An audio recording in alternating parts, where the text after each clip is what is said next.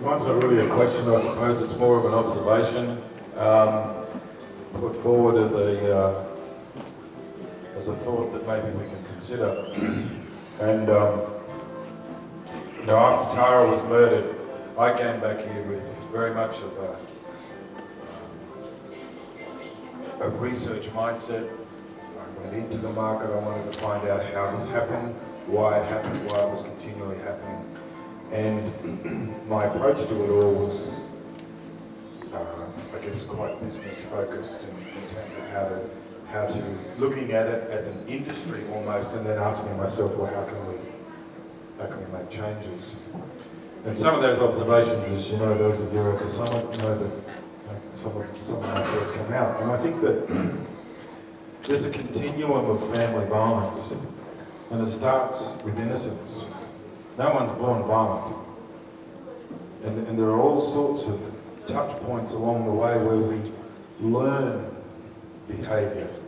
Because changing behaviour is like after the horse has bolted in some respects, because there are beliefs, there are core beliefs, and those core beliefs form attitudes.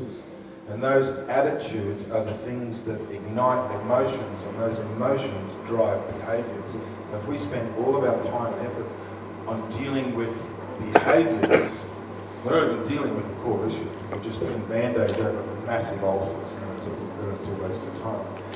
So one thing I think is that there's a few things I could go all day without that much time.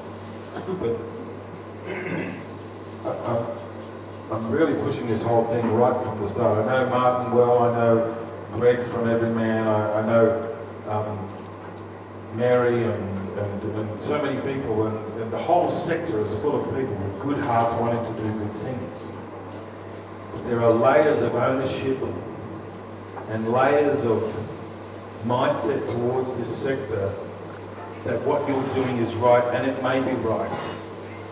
And one of my concerns, and please don't take this the wrong way, David, but I think that the government has got way too much control over how we as a society deal with this issue of family violence. And if the predominance of funding comes through governments and things like that, then the control of what we can and can't do and how we should do it is often determined by how well we can report back on the funds that we got last time so we can get some funds next time. And that's an administrative thing, that is not a socially focused thing. And so I think that as a sector, and it's not just family violence, it's homelessness, it's youth issues, there's all sorts of things. We are all on the same bloody team. And we have to work together as a team. And I think that the term that we used at the summit was, at the moment, the sector is a team of champions. It's not a champion team. And we're all out there doing it for the right reasons. We have to let go of our ownership of this sector and just be servants out there in that sector.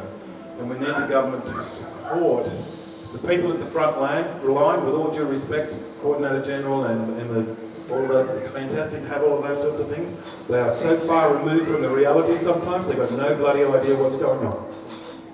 And I think that we have to be more involved, all of us, and I think it's happening. I think there's been a really good shift in the last couple of years, no question about it. But we have to be more involved at every level, whether you've been affected by family violence or not. And as I was saying to Veronica before, family violence was just something on the TV to me until the 28th of February last year. Now I can't turn it off. Can't turn the TV off, I can't change the newspaper. And until everyone in society realises that you could be me. You could be the husband or the son or the daughter of that mother that was killed. And it can happen like that. The first time Marcus ever hit Tara, he killed her. So it can happen that fast. But I wanted to throw this out there, and I know Martin, we talked about it as well. We have to be working together much, much more. We're all out there doing really good things. And we've got to keep doing those good things. But if we don't share best practices, share the funds, share the knowledge, share all those sorts of things, I fear that we could be back here 10 years from now having the same forum and we're not really getting anywhere. Thank you. Thank you.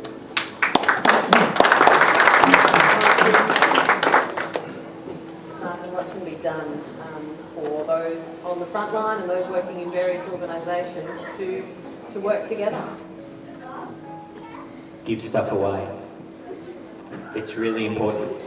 I think so many people in this, so many people in, the community sector is quite like the private sector sometimes, and quite like the public sector. There are different politics and people doing stuff. I get really afraid when I talk to community sector organisations that start to talk in terms of IP. And because the next conversation is, oh, we can sell that. Not blowing Menslink's trumpet, but our board has signed off on spending a huge amount of money for us, something like 20% of our entire annual revenues, and I don't quite know where we're going to get the money for it yet, but we'll work it out, on developing a program that we're going to trial and then give away. Because we can't deliver, and it's a program around toxic masculinity. We're developing a program to take out to schools specifically around that. And we're going to give it away because it's far more important that the microphones work. It's far more important that more young men get across this program than a little organisation like Menslink could possibly do. And hopefully the more we give stuff away, we'll encourage other people to give stuff away, and then it can become a tide. You know, I just think it's so important that, you know, as Michael said, we're all on the same page.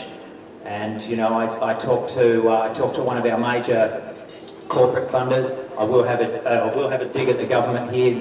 These new programs are entirely funded by Menslink and our corporate funders, not by government. But I spoke to one of their corporate funders and they went, oh, well, you know, we're a bit too business-like for you. And I said, well, no, because the more successful you are as a business, the more money you'll have to hopefully invest in charities like Menslink and the other charities that you support. And I think for those of you in business, it's a really important model. Think about the ripple effect you can have when you make investments in charities and in communities.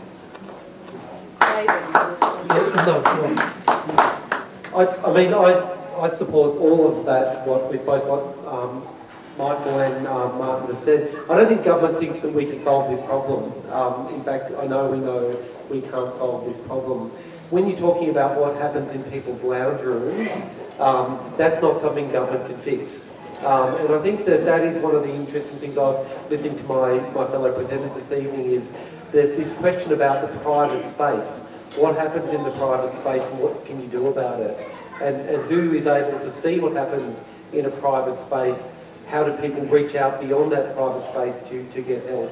So I think that clearly is so far removed from government, or indeed business and most organisations. That's really the very personal dimension to this issue. And that's where, again, everybody does have a role, because in our lives it will be there somewhere. What we can do to educate ourselves, to support people that are experiencing violence, to assist in practical ways, whether it be materially or emotionally or support, but to be there for people and to join up our efforts together, as Michael said, is really very much the underpinning of that. So what governments can do is have a good legal system, provide an enabling environment for organisations to do their good work, to add funding investment, and to be part of these conversations. So we really welcome that.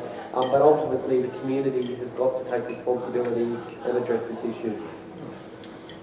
The next question is coming from Mr.